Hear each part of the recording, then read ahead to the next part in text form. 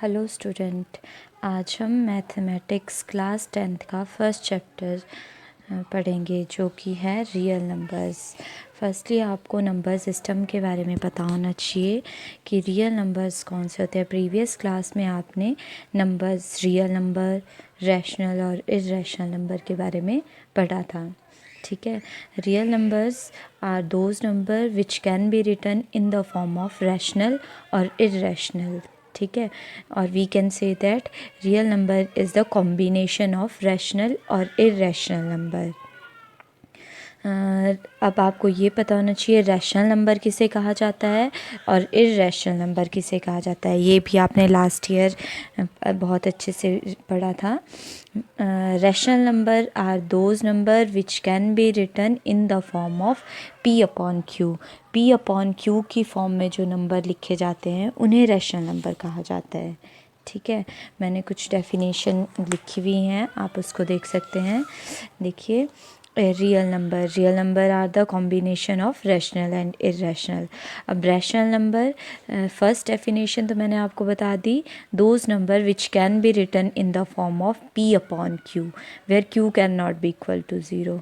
ठीक है। Another definition in decimal form is rational number are those number which are terminating decimal number जो होंगे, for example लिखा है मैंने 0.5, ये आपके पास टर्मिनेटिंग है। टर्मिनेटिंग डेसिमल नंबर भी रैशनल होते हैं। और सेकंड डेसिमल फॉर्म में non terminating but repeating, for example 1.333 3 repeat हो रहा है। ठीक है। ऐसा डेसिमल नंबर जो टर्मिनेट तो नहीं हो रहा है बट रिपीट हो रहा है। ठीक है। This type of number is also rational. ठीक है। तो 3 डेफिनेशन पढ़ ली हमने यहाँ पे। एक p अपॉन क्यू की फॉर्म में, जैसे 1/2, 2/3 इस फॉर्म में लिखे जा सकते हैं।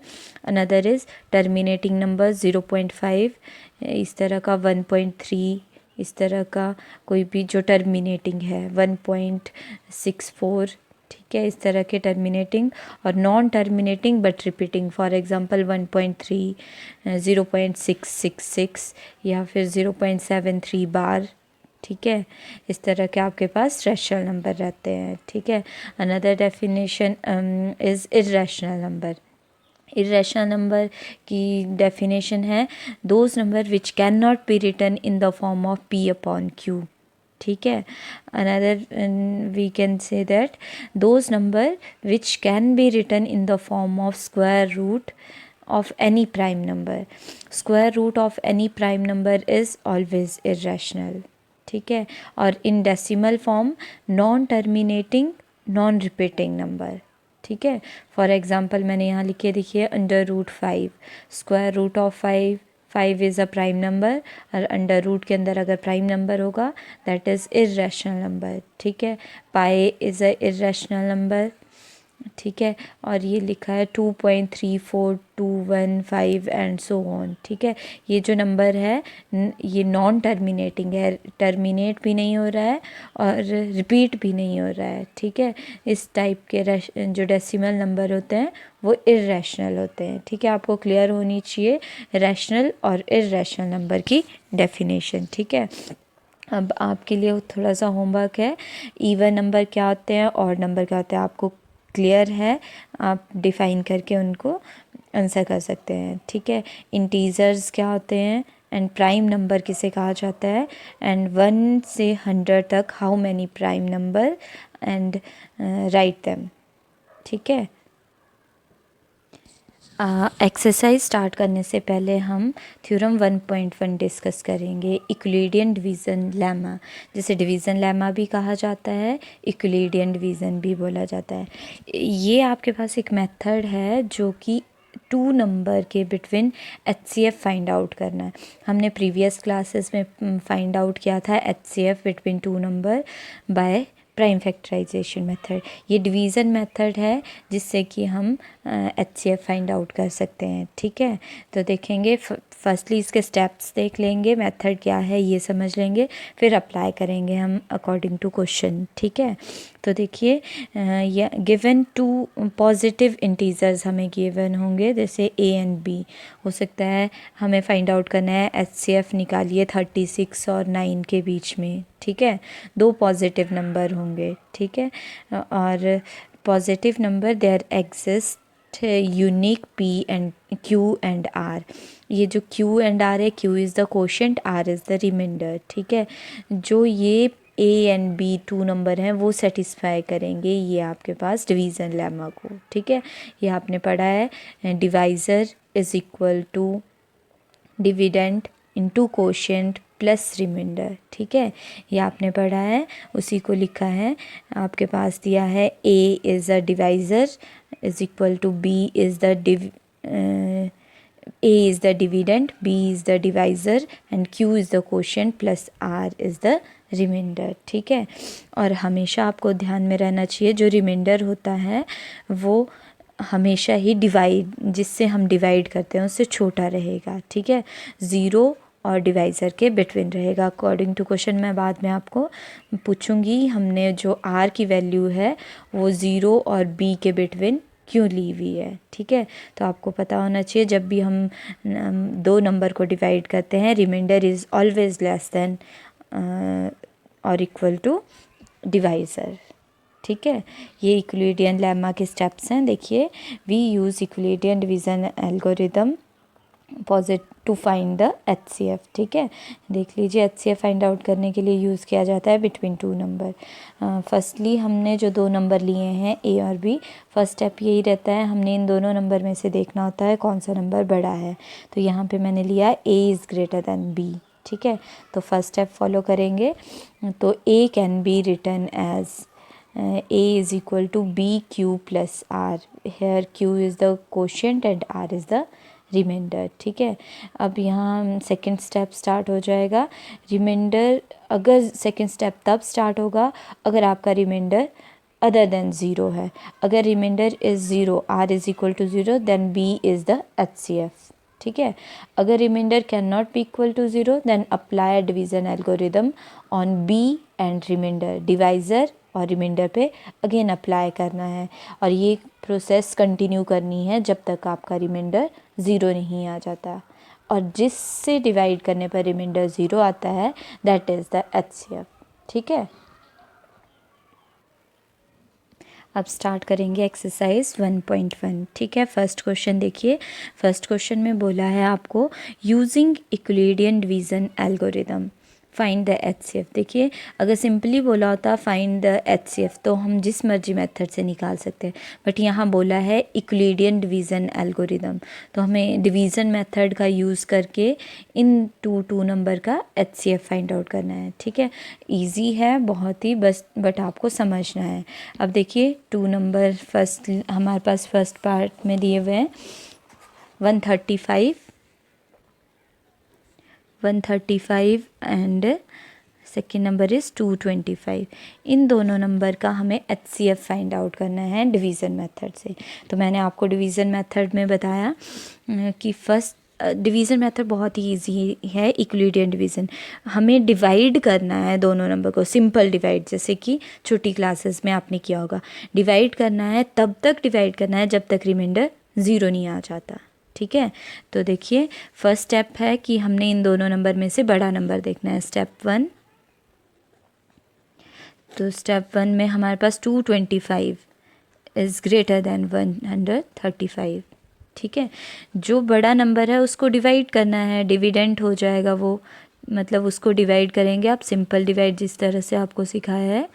तो 135 का टेबल पढ़ेंगे आप 225 तक, तो 135 टू ज़ा बड़ा हो जाएगा, तो 135 वन ज़ा 135। ठीक है, देन माइनस कर देंगे इनको, तो माइनस करके आपके पास आ जाएगा 90। ठीक है, तो ये आपका डिवाइज़र है, ये डिविडेंड है, ये कोशेंट और ये रिमाइंडर। ठीक है, तो मैंने आपको बोला था इस फॉर्म में लिखना है A is equal to B into quotient plus remainder.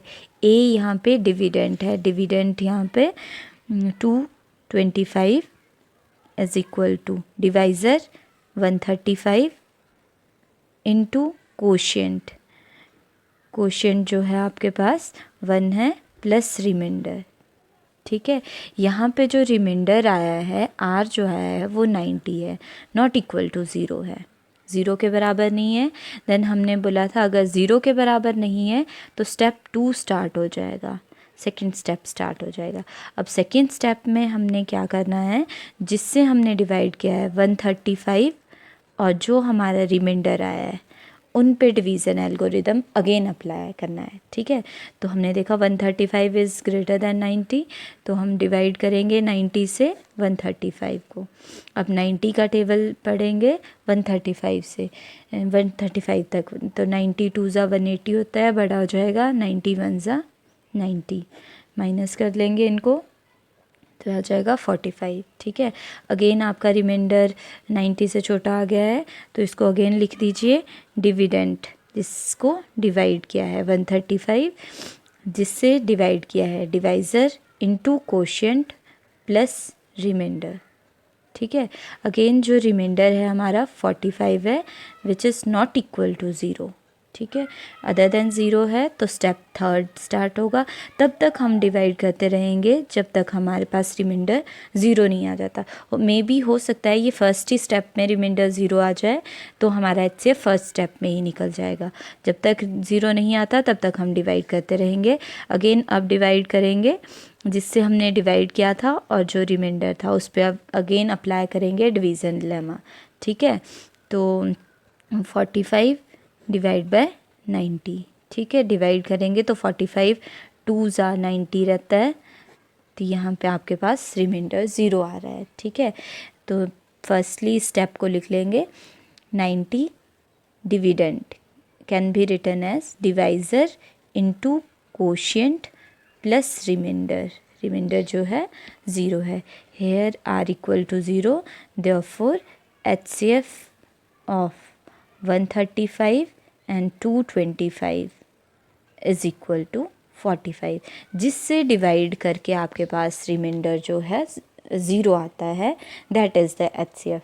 ठीक है, ये आपके पास रहता है डिवीज़न एल्गोरिदम मेथड। ठीक है, बहुत ईजी है, आप इजीली कर लेंगे।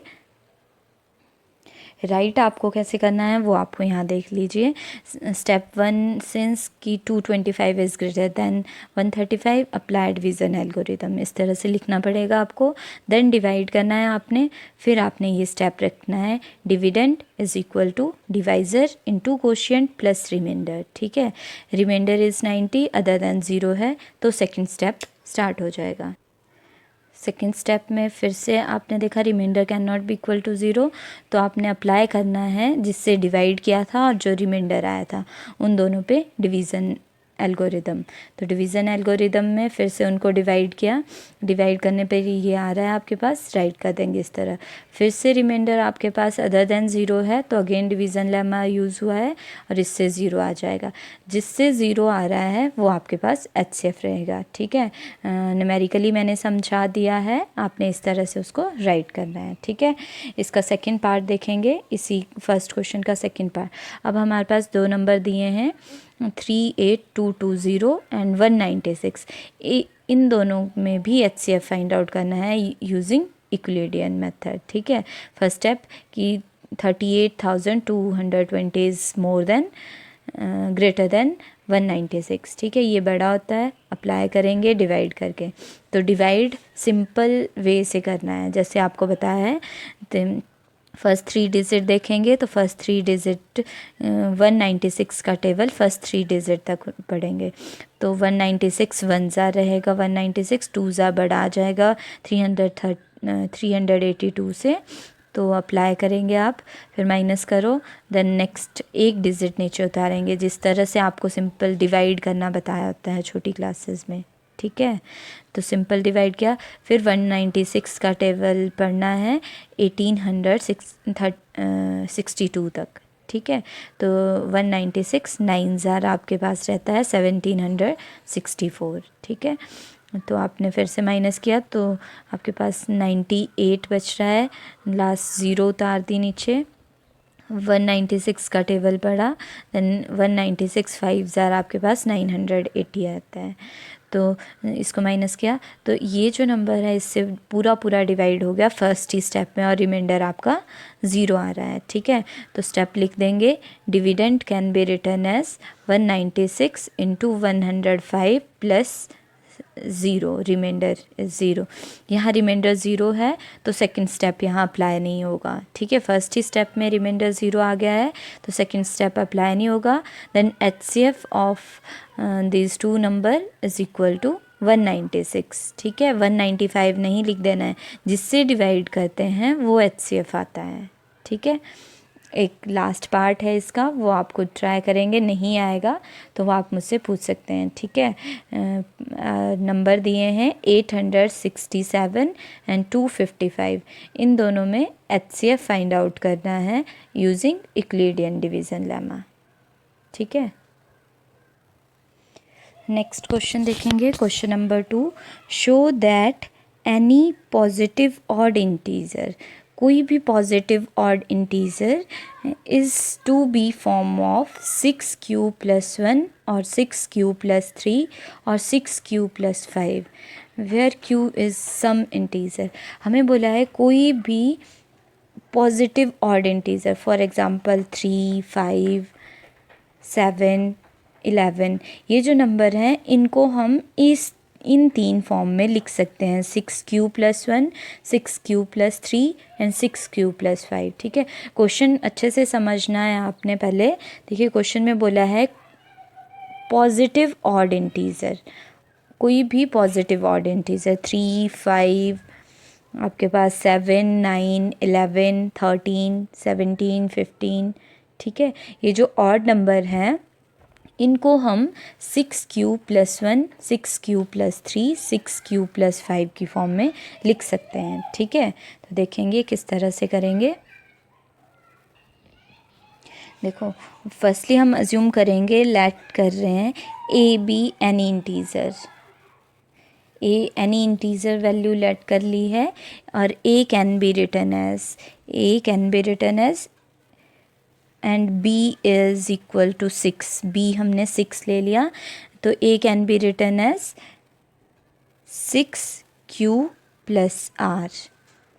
ठीक है, हेयर जो q है वो कोई भी पॉजिटिव वैल्यू 0 से बड़ी हो सकती है, एंड r जो रहेगा वो 0 और 6 के बिटवीन रहेगा। दैट इज़ कि मैंने आपको बताया था रिमाइंडर रहता है, रिमाइंडर जो रहता है डिवाइज़र से छोटा रहेगा हमेशा। 0 और 6, डिवाइज़र हमारा 6 है तो 6 से छोटा रहेगा, तो 0, r की वैल्यू 1, 2, 3, 4, 5 और 6 नहीं आएगी।